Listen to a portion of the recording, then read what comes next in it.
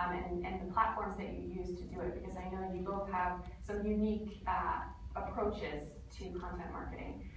Hillary, let's start with you. I know that Instagram, I've heard you say many times, has been a very successful tool for your team. Can you talk a little bit about what you do there and why you've seen such great success? Yes. So one of the things that you don't want to do is you don't want to spam your network. You don't want to just put out the same generic thing that everyone else is doing. And you want to be on the channels that people want to communicate with. So for me, a lot of times that is Instagram. And we do a lot of lifestyle marketing on Instagram. So it's not just pictures of our houses, of this is a kitchen shot, this is, a living room shot. We try to incorporate a lot of the lifestyle aspects of our properties and of the neighborhoods that we're trying to brand ourselves in and trying to sell. So trying to get people to kind of see themselves enjoying the lifestyle of that house, of that environment, of that neighborhood. That's kind of something that we try and create. Absolutely. It's an interesting approach, because I think a lot of people here would think, with the clientele that you work with, it's very high end.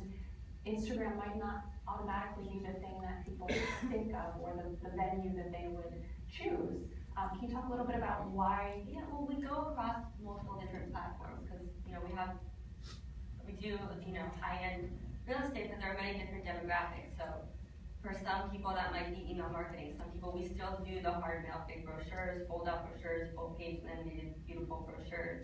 But we believe that there's synergy in going across all the platforms. So maybe for the millennial group, Instagram works, and then there are different venues for different age groups. But we really try and hit everything, and the main overriding theme is lifestyle marketing. That's fantastic. I laugh every time I hear millennial now after what Cecily Strong said on opening night. Kara, I want to talk a little bit about the approach that you use and the content that you create. Because as I mentioned, you're very well known for your media and your video work. So can you tell us a little bit about that? I think doing a lot with content in this business is you have to give in order to get. And so that's kind of how I approach it, much like Sharon. You do it because you want to, and I think by the content you create is what you attract. So for me, it's been video, and I think of myself almost as a roving real estate correspondent. I think in my next life, in addition to maybe being in real estate, maybe I should have been in TV, but this has been a great way to kind of marry both of them, because we're on the ground, we're talking to people all the time, we're hearing, what are the trends, what are people buying, what are they worried about, what are the questions that they're asking, and you can do so much with that.